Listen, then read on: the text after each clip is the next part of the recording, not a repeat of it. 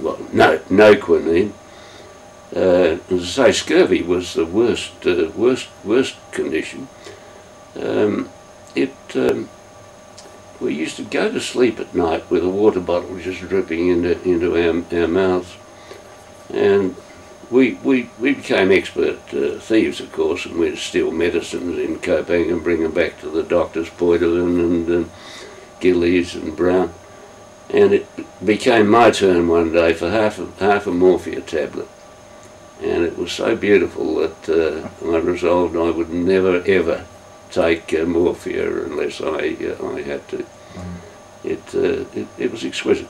But when we got on the Dainichi Maru, this is around what date? It was the 23rd of February, 23rd of September, 1942. Yes, thank you. They fed us well, and it was always a pleasure to get with a Japanese Navy or merchant people. They were much different. After we got to Java, they were much superior to the Japanese guards, and certainly to the Korean guards.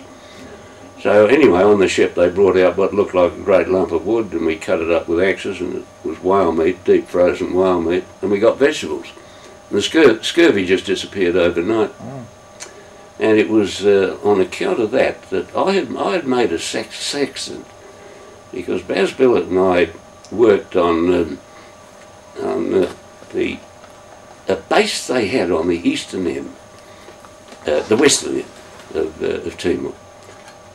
And I got a rapid rectilinear eyepiece. I knew a bit about optics, and the rapid rectilinear eyepiece has two positive lenses of focal length 5 centimetres, and if you separate them to twice their focal length, you've got an inverting astronomical telescope.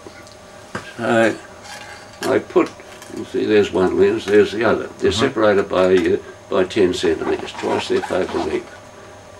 And that, if you look direct with one eye, unit magnification to say a star crossing the meridian, and look at it with the open eye, bring them together, you can measure the altitude in that little. And I knew what's called the declination, which is the astronomical latitude on the ecliptic, because the Earth's axis is at 23.5 degrees to the plane of the orbit round the sun. So if you know the declination and you know the altitude, you can get your latitude. So the idea was, if we could steal a ship,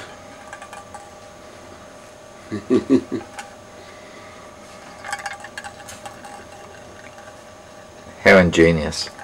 Yeah, if we could steal a ship, and we thought we could, because they took us in the Dainichi Maru from Kupang to Dili, where they offloaded bombs and fuel and stuff. We were bombed by the Royal Australian Air Force with a Douglas.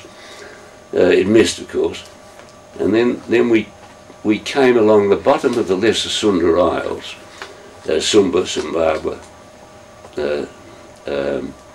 Flores, Lombok.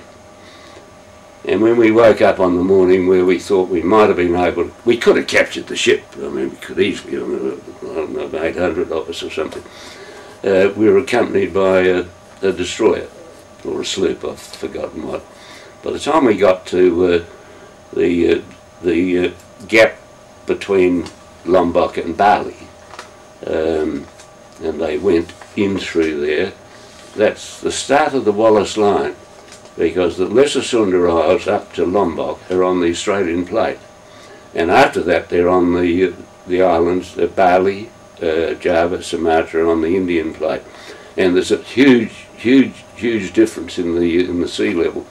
Why they went between Bali and Lombok and Bali is beyond me, because the sea coming out of the South Java Sea is, we made about 2 knots, I think, by land, and it was getting dusk, and there was then a destroyer and a sloop, and they shone their searchlights, and we were told that we were attacked by submarines, which fortunately missed.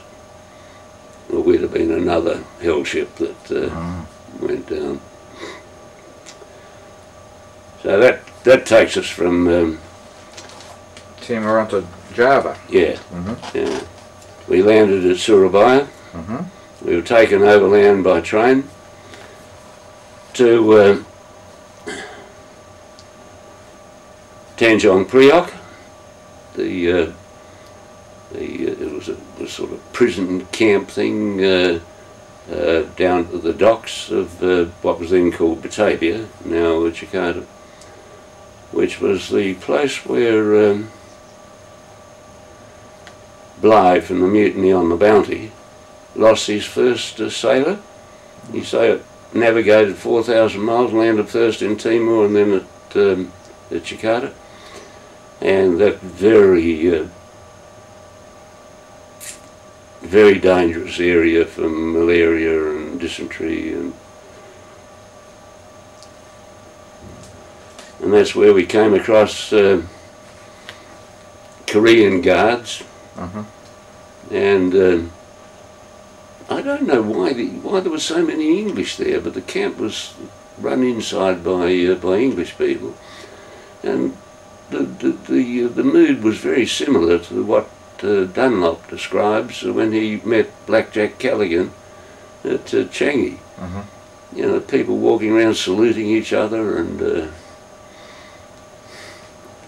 walking sticks and swagger sticks and monocles and it was weird. Sam Brown belts. Yeah, absolutely weird. So you what did you do? Well, over the next number of months, you did end up in bicycle camp, did you? Certainly did. I was in there on 4 different occasions. Yes. Cycle camp. Or cycle camp. Yeah. I was in Tanjong Priok a couple of times. The second time I was in Tanjong Priok, I had beriberi and couldn't stand up. Dry beriberi, some myocardial problem. Just about, was it Tanjong Priok where Les Portman in his book refers to a concert with a rather emotional oration called Goodnight Melody? Yeah. Were you there on that occasion? Yeah. Really?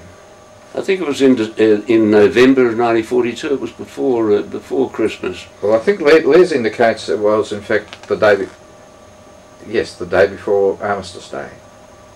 November the 10th. Yeah, I think that's probably right. It was very very moving. Japs, you know, would allow that sort of thing. I think they thought it was a religious festival, and it was. And that Goodnight Melody is very emotional. Oh yeah. Well, Les is got all there.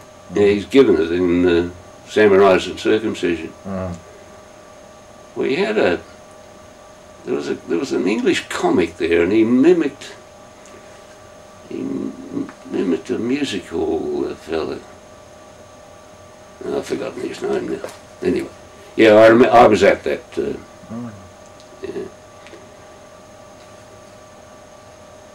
Yeah. There was another one I was at too, and that was at Loddock. Merry Christmas, Mr. Lawrence. It was a bit different. Yes. Mr. Lawrence was, Vanderpost. Called himself Lawrence of Asia, like Lawrence of Arabia. Now I've got T. Shaw's book here. I've got Revolt in the Desert.